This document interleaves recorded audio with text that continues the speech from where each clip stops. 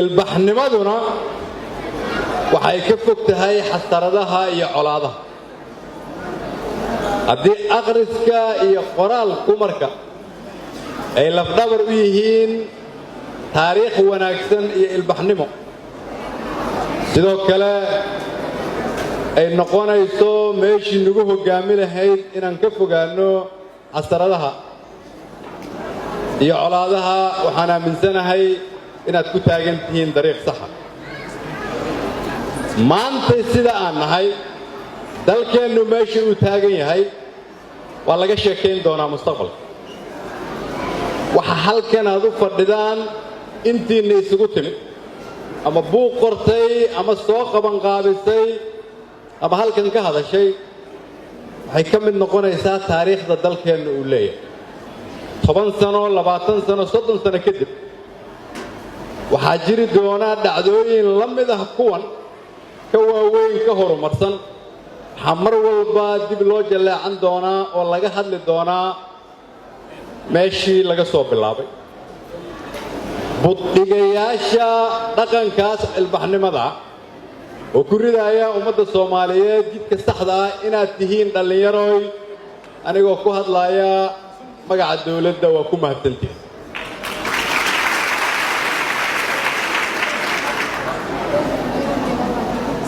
bandhigga noocan ah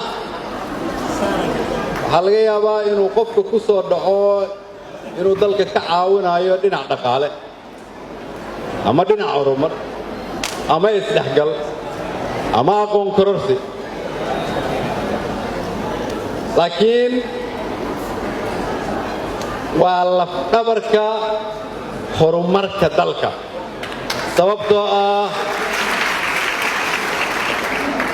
sababtoo ah sida keliya oo aan dunida kula tartami karno qarniga 21aad waa waxa ku qoran buugagta waa waxa ku qoran buugagta idinku aad qortaan dalkan dhaqankiisa taariikhdiisa fursadiisa mustaqbalkiisa iyo hamiga aan ka leenahay dawladnimada qofaan dalkan u dhalan ma sheegi karo qofaan marka uu wax ka qoraayo u damqanayn dalkiisana ma sheegi karto qofaan dalka mustaqbalka lahaynna ma sheegi karto in marka qoraayaasha dalka maanta ay yihiin dhallinyarada Soomaaliyeed taasina waxaan leeyahay waa rajo weyn waxaan rabaa dhowr arrimood halkan inaan ka sheego caqabadaha naga haysta in dalka dib loo dhiso midda ugu weyn ma aha amniga ama dib u heshiisiinta ama kobaca dhaqaalaha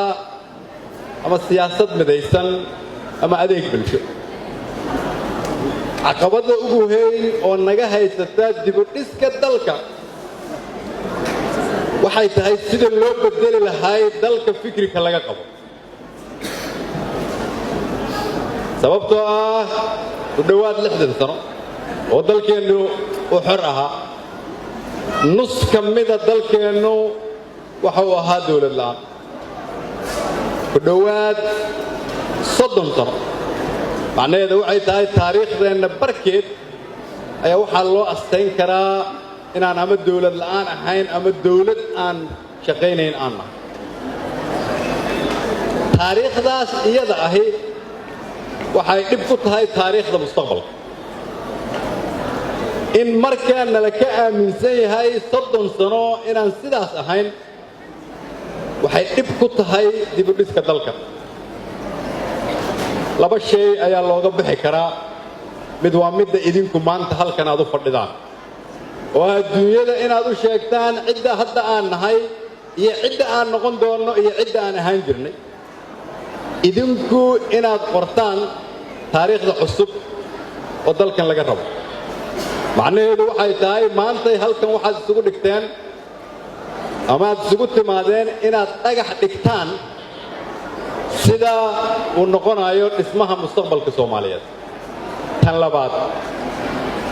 waxay tahay inteena mas'uuliyiinta hadda ah oo idinkeedin matala oo idinka shaqaalaha idin ah iyaguna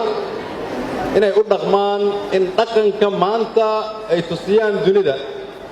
uu ka turjumi doono mustaqbalkeenna sida naloola xisaabtami doono si kale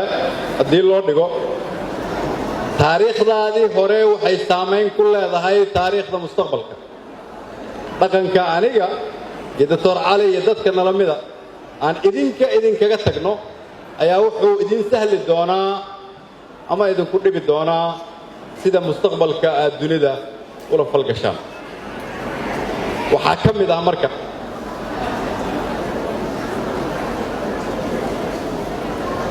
inaan aqbalno in haddii la rabo dalkan in la badbaadiyo laga baxo dhibkii aan ku jirnay shaqada ugu horreeyo nala ka raba inay tahay annagu marka hore dhaqankeenna inaan beddelno qof walboo naga mid ah inuu isla xisaabtamo naftiisa xisaabtamo uu naftiisa xisaabiyo uu yidhaahdo musuq maasuq ma ka shaqeeyaa qabyaalad ma ka shaqeeyaa been ma ku shaqeeyaa ummadda soomaaliyeed ma ugu adeegaa sidii loogu talagalay inaan ugu adeego su-aashaasi hadday maya tahay bulsho weynta iyo dawladba inta aan la gaarin dawladda guriga aasaaskeeda marka hore in la hagaajiyo waayo hadda waxaan idin lahaa sawirka naga baxay 30 sano la soo dhaafay waxaana la ka aaminsan yahay inaan nahay dawladda dunida ugu musuqmaasuqa badan marka laga soo qaado qoraalada ay qoraan Transparency International dhinaca kale markaa ka fiiriso labadii sano oo dalkan madaxweyne farmaajo madaxweynaha ka ahaa aniguna aan ra'iisul wasaaraha ka ahaa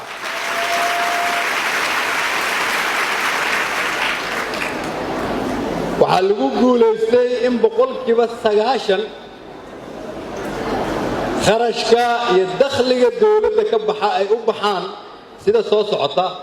inay ka baxaan akoon dawladda oo ay ku dhacaan akoon qof mushaar la siiyey ama adeeg bixisay haddii marka